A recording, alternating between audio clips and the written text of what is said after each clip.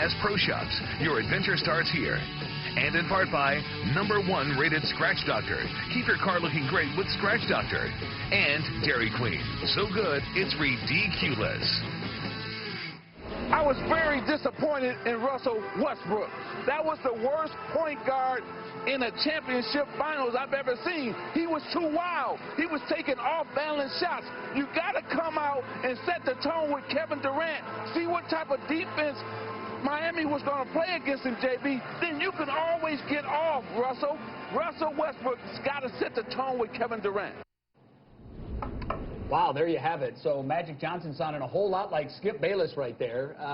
That's the best point guard, perhaps, that's ever played the game, Stephen A. What are you saying about Westbrook's game last night? You know what? You know, we joke, believe it or not, you know, although we're very, very serious in what we say, we joke around a lot on this show. We do. And I don't care if I'm, you know, if I'm wrong and Skip is right on a particular day. I don't care. I cared, yes, you do. I cared last night. Yeah, okay. I cared last night. Because I thought Russell Westbrook made you look like an absolute prophet. It was one of the most horrible performances by a point guard I have ever encountered. I've never seen anything like it. And, you know, I was talking earlier during an interview, and I was explaining to some folks, I used the word pathetic, and they were like, how are you going to say pathetic? He registered 27, 8, and 7. I said, it's simple. What is your job? What is your responsibility? And when you put that next to the enormity of the moment, which in this case is the NBA Finals, Skip, then that makes it even more egregious. The game, for all intent and purposes, according to the Oklahoma City Thunder, who said it in unison, was the beginning, when Miami jumped out to an 18-2 run. In that span, OKC shot 1 of 12 with 4 turnovers. And Kevin Durant, I know he picked up a couple of fouls, but in 17 minutes, Russell Westbrook had the same amount of time that Kevin Durant had in the first half. And in 17 minutes, he couldn't find the ball. It made no sense to me. And then I'm looking at a guy like James Harden. I know that Russell Westbrook shot 50% in the second half, but guess what? James Harden came out, finished with 21 points. Yeah. Do you know he shot 100% in the second half? You know how much for? 2 for 2. Wow. In 17 minutes in the second half, James Harden, who was on, had 2 shots. Kevin Durant couldn't find the ball. And I'm looking at it and I'm saying, wait a minute. This is your franchise player. This dude is money. He's shooting better than 50%, 12 or 22. Kevin Durant had disappeared for pivotal moments, okay, because we couldn't find him. We were like, where was he? And he still finished with 32 points. This dude is a scoring machine. And you're Russell Westbrook. You're averaging 27 points in the NBA Finals. But my concern is that seems to be what he's most concerned about. I was incredible. How many times have I sat here arguing with you this year, Skip, in defense of Russell Westbrook? How many times have I said this guy is a superstar talent? How many times have I said he's 23 years old, is a great upside, which is all true. But the level of selfishness that I saw in Game 2 last night was so alarming. And then the last point I want to make is point guard and the head coach, Scott Brooks. Point guard and the assistant coach, Mo Cheeks, who should be a head coach. A great point guard who should be in the Hall of Fame. I agree. And by the way, should be a head coach in this league someday soon. He will. Mo Cheeks. And by the way, a point guard as your sub in Derek Fisher, who's a 5-time champion. And I'm looking at Oklahoma City and I'm like, none of y'all can get to him? None of y'all can reach him? No. How does this happen? I cannot believe how awful because last thing, he just looked selfish. And some people say, I remember somebody tweeted me last night. Yeah. And they said, Stephen A., what about Allen Iverson? Here's the difference. Allen Iverson was a scorer. Larry Brown surrounded him with defensive guys. He didn't play with Kevin Durant. He didn't have Kevin Durant and James Harden on the squad. In no time in his career. The only time Allen Iverson had those kind of players was during All-Star Weekend. That was it. It makes no sense, Skip. It makes no sense to me.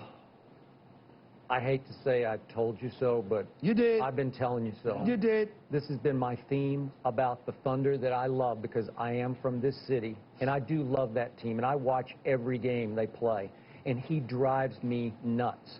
To use all your favorite words, He is egregious. He is unconscionable. He is unconstitutional. He is ASA 9, 10, 11, and 12. And last night he went to about ASA 30 because for the second straight finals game, the point guard shot 4 more shots than the guy I think is the best player on the planet right now.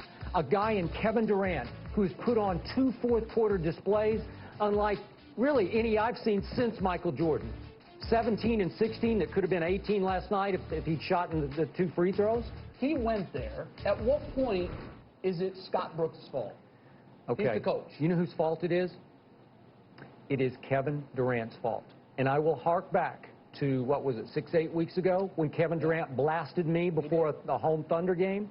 And he said that I was a funny character and that I did not know basketball and that they're better when Russell shoots more than I do because I'm better when I distribute and when I rebound.